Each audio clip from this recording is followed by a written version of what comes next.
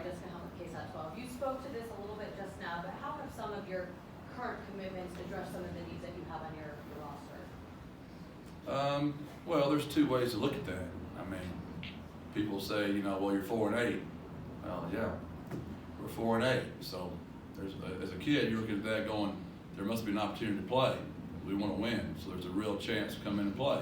But when I identify our roster, I see good pieces. I see good parts. So, it's never as bad as you think, and it's never as good as you think either. It's usually somewhere right in there, and that's what our job is to figure that out, get that fixed, and get the right pieces. Not every person's for me, and I know I'm not right for everybody. I've said it before. I believe like-minded people surround themselves with like-minded people, and there's going to be a certain type of player want to come play, certain kind of mom, certain kind of dad. We're extremely family-oriented in a city that's very family-oriented. I think the family is going to be really big for us to make sure we capture the families, to know we're going to take care of their babies. Coach, what are your expectations for this upcoming year? We're going to be better tomorrow than we were today. And we're just going to keep stacking those on top. Now, I get it.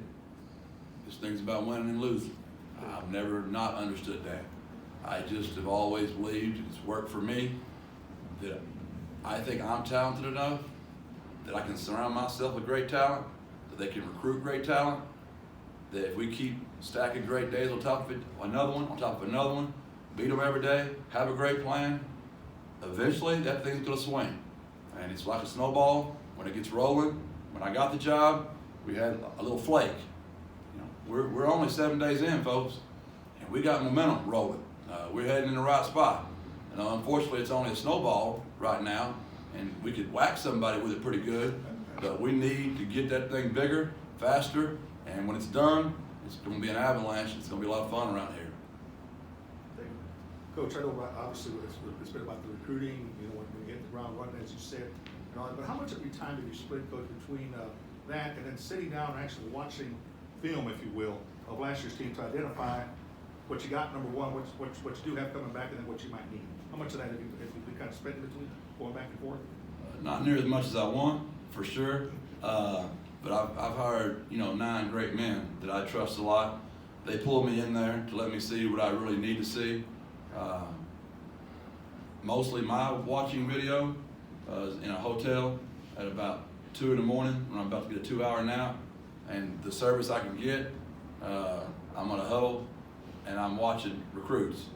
I try to get in the office and just get in there and see as much of our current players as possible. But I think you have to be careful there because they were playing under another coach, another scheme, and I don't want to put them in my mind a certain way. I'm going to listen to academics. I'm going to listen to the strength staff. I'm going to listen to everybody that will give me information. But at the end of the day, we're starting over. They're getting a new start. And thank goodness I've been given some do-overs in my life. And I got to start over and do it again. Because I would hate to have been judged on some of the decisions I might have made earlier in my life, especially at that age. So I do think it's important that we identify where we need players, but at the same time, I'm not going to judge a kid totally on what happened in the past. Coach, what's the status of your hire for defensive coordinator? He'll be here as soon as he can get through with what he's doing. He's busy right now, so we'll get him here soon. Great. What was the process like with Jamal of getting him here? How much of a role did your brother play in kind of flipping him over from North Texas? I never even talked to Kurt about it. And to be honest with you, I already knew where Kurt was and all this, so I didn't spend any time with him. I just wanted him to give me a day. He was going to North Texas that last few days. And usually whoever gets the kid last, they have a great chance of getting him.